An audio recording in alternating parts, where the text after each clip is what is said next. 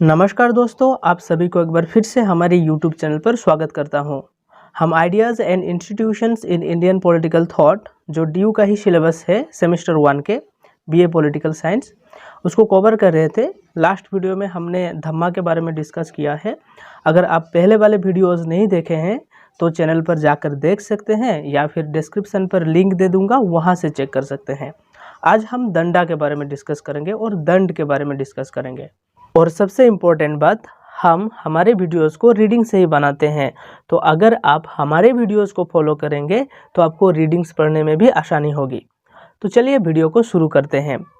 तो देखिए, धर्म और धर्मा जो शब्द है उसे आज हम जिस तरह से इंटरप्रेट करते हैं और जिस तरह से समझते हैं, जैसे कि धर्म का मतलब पूजा पाठ करना, धर्म का मतलब गॉड तथा भगवान के नामकरण करना, और आज जिस तरह से बहुत सारे लोग धर्म को पालन करने के लिए अपने घर छोड़ देते हैं, शादी नहीं करते हैं, इसका मतलब ये है कि वो लोग सन्यासी बन जाते हैं, सन्यास ले लेते हैं और कहते हैं कि संसार एक माया जाल है।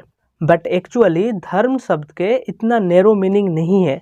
अगर हम धर्म शब्द के ओरिजिन और उत्पत्ति को देखेंगे तो हमें पता चलेगा कि वेदास और ऋग वेदा में धर्म का मतलब था राइचुअसनेस और डूइंग द राइट थिंग, अर्थात सही काम करना, नैतिक काम करना, ताकि सोसाइटी में एक ऑर्डर और एक पीस मेंटेन रहे। अर्थात धर्म शब्द को हम इस तरह से भी समझ सकते हैं कि धर्म शब्द का मतलब है सही काम करना, ताकि सोसाइटी में पीस और ऑर्डर मेंटेन रहे। और सही काम क्या है? धर्मशास्त्र के अनुसार सही काम का मतलब है अपने वर्ण व्यवस्था और आश्रम व्यवस्था को फॉलो करना। और अगर कोई अपने वर्ण व्यवस्था और आश्रम व्यवस्था को फॉलो नहीं करता है तो क्या होगा? तो उसको दंड मिलेगा और सजा मिलेगा। तो इस वक्त आपको ये तो मोटा मोटा समझ में आ रहा है कि दंड का मतलब होता है सजा और पनिशमेंट। तो आइए इस दंड को और भी विस्तार से समझते हैं। पर उससे पहले, अगर आपको ये लेक्चर अच्छा लग रहा है तो एक लाइक कर दीजिए। और आपको अगर सेमेस्टर के प्रॉपर नोट्स चाहिए तो आप प्ले स्टोर से हमारा ऐप डाउनलोड कर सकते हैं, पढ़ो तो ऐसे ऐप। वहाँ पर सेमेस्टर के सारे नोट्स आपको मिल जाएंगे। तो देखिए, ये दंड जो शब्द है इसका उत्पत्ति हुआ है और ये शब्द बना है दामा शब्द से, जिसका मतलब होता है टू रेस्ट्रेंट। रेस्ट्रेंट मतलब किसी को नियंत्रण में रखना और किसी को सीमा और दायरे में रखना। पर किसको? जो धर्म को फॉलो नहीं करता है, जो मिसकंडक्ट करता है, उन लोगों को नियंत्रण में रखने की बात करता है ये दंड शब्द। अर्थात दंड तथा पनिशमेंट देने का एक ही उद्देश्य था कि कोई धर्म से बाहर ना जाए, अपने अपने धर्म को फॉलो करे। दंड देने का अधिकार राजा के पास होता था और इसलिए राजा को दंडधर कहा जाता था। और जैसे कि हम जानते हैं, राजा का धर्म था सोसाइटी में पीस और ऑर्डर मेंटेन रखना, सोसाइटी में वर्ण व्यवस्था को मेंटेन रखना, लोग वर्ण व्यवस्था फॉलो कर रहे कि नहीं उसको देखना, लोगों की भलाई सोचना। और इसलिए राजा को दंड देने की अधिकार दिया गया था। और ऐसा नहीं है कि राजा अपने मन से किसी को भी कुछ भी दंड दे रहे हैं, कुछ भी पनिशमेंट दे रहे हैं।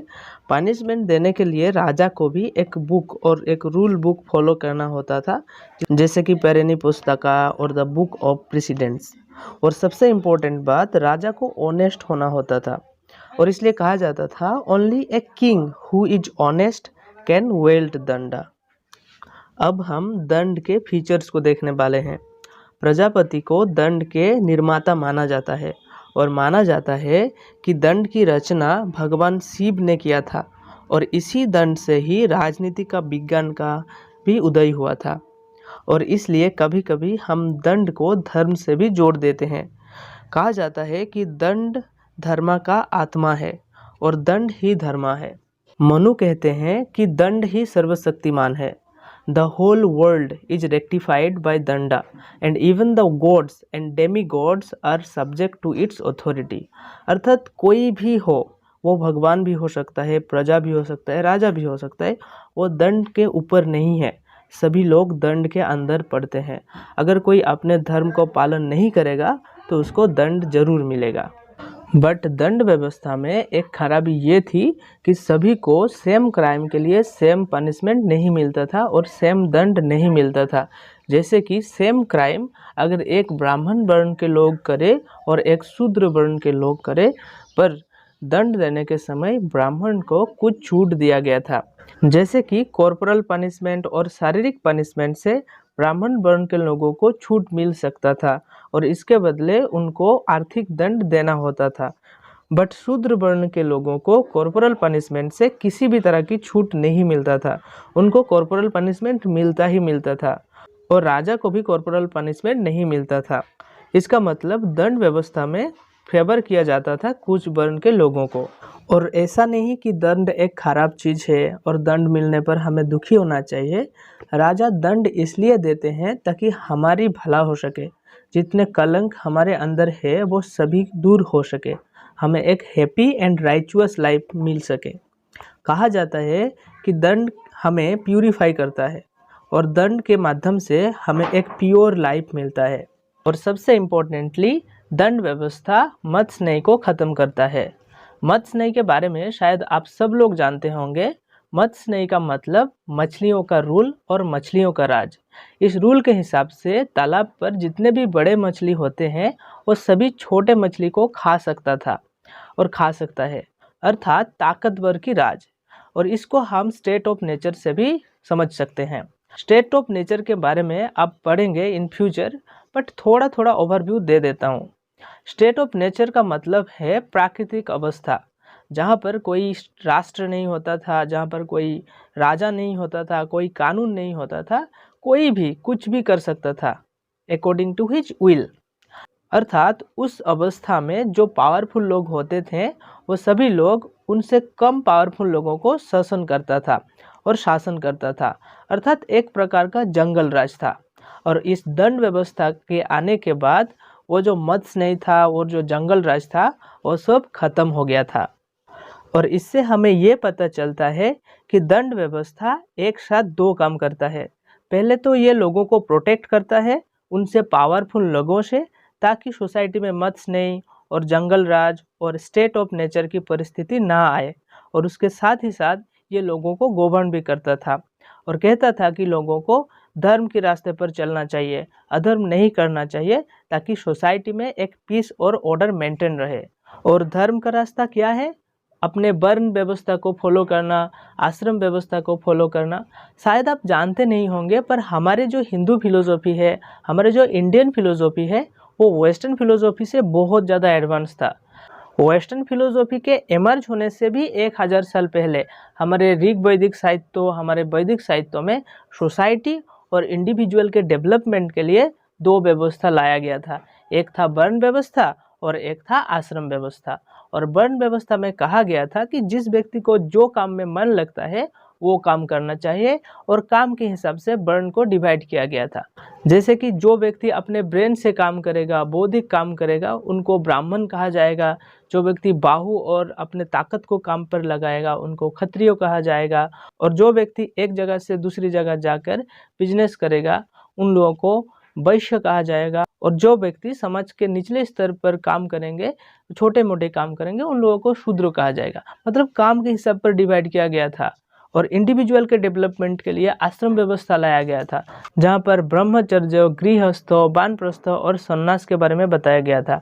मतलब जन्म होने के बाद कोई भी व्यक्ति 25 साल के उम्र तक गुरु के पास रहेगा, आश्रम में रहेगा और पढ़ाई लिखाई करेगा, वो ब्रह्मचर्य माना जाएगा। उसके बाद गृहस्थ जीवन आएगा, 25 से 50 साल के उम्र तक वो अपने संसार धर्म पालन करेगा, वंश विस्तार करेगा। और 50 से 75 साल के उम्र में कोई भी व्यक्ति अपने संसार धर्म को थोड़ा थोड़ा छोड़ के वानप्रस्थ जीवन को पालन करेगा। और 75 साल के बाद वो व्यक्ति संन्यास ले लेगा और भगवान के नाम गान करेगा, गॉड के नाम गान करेगा, ताकि उसके व्यक्तित्व के विकास हो सके। मतलब समझ रहे हो कि हमारे इंडियन फिलोसॉफी कितना आगे सोचता था। और साथ ही साथ हमारे हिंदू फिलोसॉफी में जो 4 पुरुषार्थ के बारे में बताया गया है, धर्म, अर्थ, काम और मोक्ष, जो कि एक व्यक्ति को एक मीनिंगफुल लाइफ जीने में मदद करता है, उन 4 पुरुषार्थ को भी मेंटेन करने में दंड मदद करता है। और इसलिए कहा जाता है कि किसी भी राष्ट्र के लिए दंड बहुत एसेंशियल होता है। और सरकार ने बहुत अच्छी तरह से इस चीज़ को समराइज किया है कि नो दंड no state, no state no धर्म। और नो धर्म नो प्रॉपर्टी। इसका मतलब ये है कि जहाँ पर दंड नहीं होगा उधर स्टेट एग्जिस्ट नहीं कर सकता और ठीक से काम नहीं कर पाएगा, और अगर स्टेट एग्जिस्ट नहीं करेगा तो कोई भी धर्म पालन नहीं करेगा। इसका मतलब धर्म भी एग्जिस्ट नहीं करेगा। अगर धर्म नहीं होगा तो फिर प्रॉपर्टी भी नहीं होगा। इसका मतलब किसी का ओनरशिप भी नहीं होगा, जंगल राज हो जाएगा। तो आशा कर रहा हूँ कि आप दंड के फीचर्स को ठीक से समझ पाए हैं। और अब हम दंड के टाइप्स को देखेंगे। ट्रेडिशनली दंड और पनिशमेंट को 4 कैटेगरीज में डिवाइड किया गया था: warning, censure, fines and corporal punishment. Crime के लेवल को देख के दंड दिया जाता था। अगर कोई छोटा क्राइम करता है तो उसको वार्निंग दिया जाता था, बाघ दंड कहा जाता था उस टाइम पर। और अगर कोई एक ही क्राइम को बार बार कर रहा है, वो भी छोटा क्राइम, तो उसको सेंसियर किया जाता था, धिक्कार दिया जाता था और धिक दंड कहा जाता था। और इन सब से बड़ा क्राइम के लिए अर्थदंड दिया जाता था, अर्थात फाइन किया जाता था। और सबसे बड़ा क्राइम, बहुत सीवियर क्राइम के लिए कॉर्पोरल पनिशमेंट दिया जाता था और फिजिकल पनिशमेंट दिया जाता था। और सबसे बड़ा और सीवियर पनिशमेंट और दंड देने का अधिकार सिर्फ राजा और किंग के पास ही था। और सबसे बड़ी बात, अगर किसी को पनिशमेंट देना है किसी क्राइम के कारण, तो हमें इस 4 पॉइंट को देखना होता था कि इस क्राइम करने के पीछे उस व्यक्ति का मोटिव क्या था, क्यों वो ये क्राइम किया और किन सर्कमस्टेंसेस पर और किस परिस्थिति में वो ये क्राइम किया है, और क्राइम करने के लिए उसका कैपेसिटी कितना था, मतलब कि क्या वो क्राइम कर सकता है या फिर कुछ अलग कारण से वो क्राइम किया है। और लास्टली द क्राइम, कौन सा क्राइम किया है। ये 4 चीज देखने के बाद हमको पनिशमेंट देना होता था और दंड देना होता था। अब हम कुछ इम्पोर्टेंट एंशिएंट थिंकर्स को देखने वाले हैं जो कि दंड के बारे में अपने व्यूज़ दिए हैं, और ये सारा कुछ मैं ऑलरेडी वीडियोस में डिस्कस कर चुका हूँ। तो पहले हम मनु को देखते हैं। मनु कहते हैं कि दंड बहुत ही ज़्यादा इम्पोर्टेंट होता है किसी भी राष्ट्र के लिए, ताकि उस राष्ट्र में सोशल ऑर्डर मेंटेन रहे। और कहते हैं कि दंड ही पुरुषार्थ को मेंटेन रखता है। पुरुषार्थ जो मैंने पहले डिस्कस किया है, धर्म, अर्थ, कामा और मोक्ष, जो 4 पुरुषार्थ के बारे में बताता है। और ऐसे ही मनु कहते हैं कि दंड के ऊपर कोई नहीं, दंड ही सर्वशक्तिमान है। कोई भी हो, गॉड्स हो या फिर डेमी गॉड्स हो, सब लोग दंड के अंदर आते हैं। और कौटिल्य अपने अर्थशास्त्र में कहते हैं कि दंड एक प्रकार की इंस्ट्रूमेंट है जिसको प्रयोग करके और जिसको यूज करके राजा प्रजा को और किसी को भी कंट्रोल और नियंत्रण में रखता है, ताकि वो अपने अपने काम और अपने अपने धर्म को पालन करे।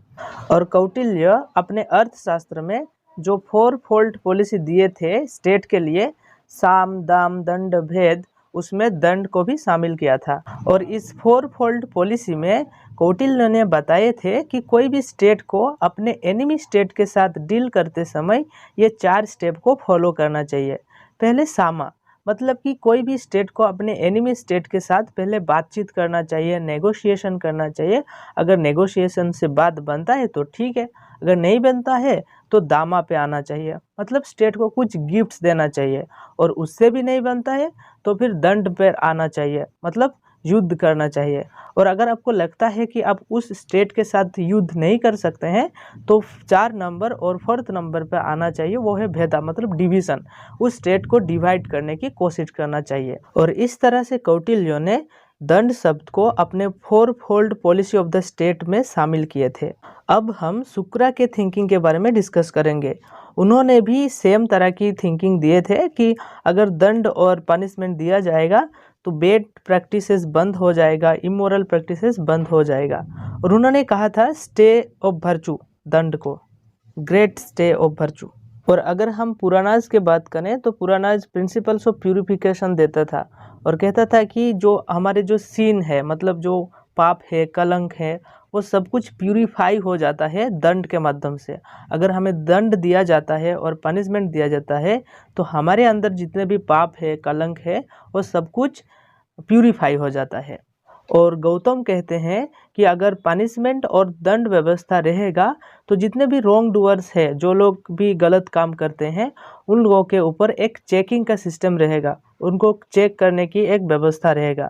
और यज्ञ भाल्किया के अनुसार जितने भी लोग रॉन्ग डूइंग्स करते हैं, गलत काम करते हैं, उन सभी लोगों को हम राइट पाथ पर ला सकते हैं और सही राह दिखा सकते हैं दंड व्यवस्था के माध्यम से और पनिशमेंट के माध्यम से। तो आशा करता हूँ आप सभी को दंड के बारे में सब कुछ समझ में आया होगा। तो हमने धर्मा के बारे में डिस्कस किया था, धम्मा के बारे में डिस्कस किया था और आज हम दंडा के बारे में डिस्कस कर लिया। तो ये तीनों टॉपिक आज कवर कर लिया है और नेक्स्ट वीडियो में हम आगे की टॉपिक्स देखेंगे जो सिलेबस में दिया हुआ है। और आप सभी को एक रिक्वेस्ट है, अगर वीडियो अच्छा लग रहा है तो प्लीज़ एक लाइक और एक शेयर कर दीजिएगा ताकि चैनल को रीच मिले। और सेमेस्टर के नोट्स के लिए आप हमारे ऐप को डाउनलोड कर सकते हैं प्ले स्टोर से, पढ़ो तो ऐसे ऐप। तो आज की वीडियो में इतना ही था और मिलते हैं नेक्स्ट वीडियो में।